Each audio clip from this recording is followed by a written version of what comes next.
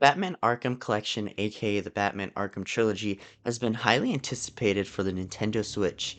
Now it is finally on the Nintendo Switch, so how does it run? How does it look? And most importantly, is it worth it? All these questions will be answered in this video. Let's talk about Arkham Asylum right away. Right off the bat, it's an Xbox 360-PlayStation 3 game, so it's not going to be super demanding for the Switch. It runs just fine. There has been a few times where frames will drop a little bit, but nothing completely game breaking or crashing your game. It's still gonna run just fine. You just may notice, hey, the frames dropped. Plus, since it's a PlayStation 3, Xbox 360 game, it looks very similar to how it is on that. And I mean, in passports from that era, they run just fine on the Nintendo Switch. Just look at the Borderlands stuff. But you can tell it's an older game. Okay, let's talk about Arkham City. Arkham City, again, is an Xbox 360 and PlayStation 3 game, so it runs just fine. And to be honest, it looks really good. It's an Xbox 360 game, so again, it's not gonna be like super great, but honestly, for it running on the Switch, it looks really good, and I'm impressed with how well it looks and run. Occasionally, you may have like 1 or 2 frame drops at most. From my experience, I haven't seen anything major that I'm like, yikes. Now, let's talk about the game that everyone is curious about, Batman Arkham Knight. And oh boy, think of the console version being put on mobile. That is basically what it looks like. The draw distance is kind of terrible, and sometimes the lighting effect looks sketchy at best. Pre-renders, however, they look pretty decent for it running on the Switch. However, gliding throughout the town and Batmobile, it looks like you're glitching a little bit, like you're going forward, then you're going back, and then you're going forward and going back. This is probably because the Switch just can't handle how fast you're going, especially since those are the 2 fastest ways to travel around Gotham City, and Gotham City is big and demanding. But the pre-renders do look decent. I will give it that.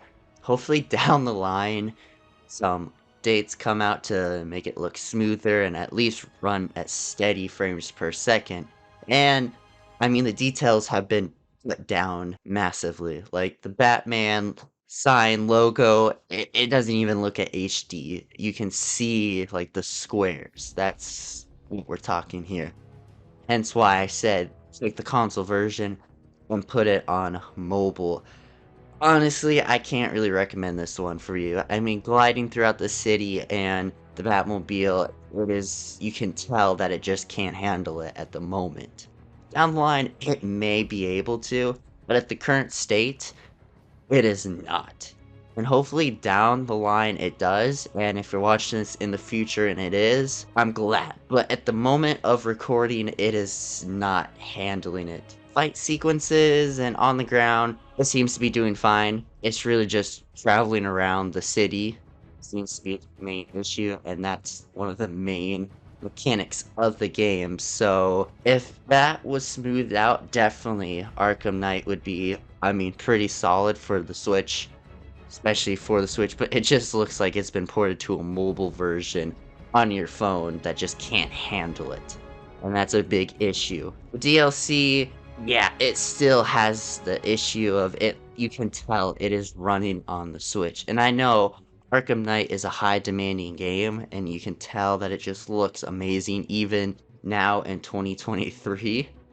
But on the Switch, it does not belong. So, if you are thinking about playing Batman Arkham Knight, and that's the game you want to play, I don't recommend it. I'm sorry, I just don't.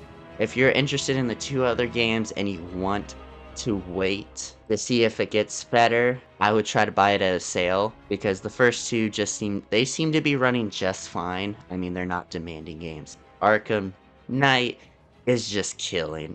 It is just, it looks, I'm trying to be nice and I'm trying to give it hope, but just think of how Ark Survival kind of looked like when it first came out on the Switch, which I have a video on. That is basically the best way I can say it.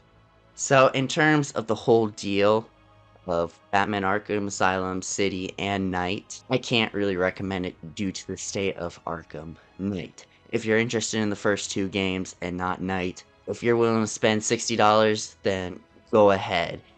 If Knight is the one you want to play the most, yeah, you're gonna be disappointed. And if it isn't changed, and if you want to wait, I would wait till it's on sale if you want the full experience. Hopefully, there's a patch that comes out very shortly improving it, but it can't handle it at the moment. So, what are your guys' thoughts? You guys disappointed with Arkham Knight? What's your thoughts? Love reading them. Are you gonna pick it up despite some of the issues? Let me know. But this is my review on Arkham Collection, aka the Arkham Trilogy. See you on the next video, gamers.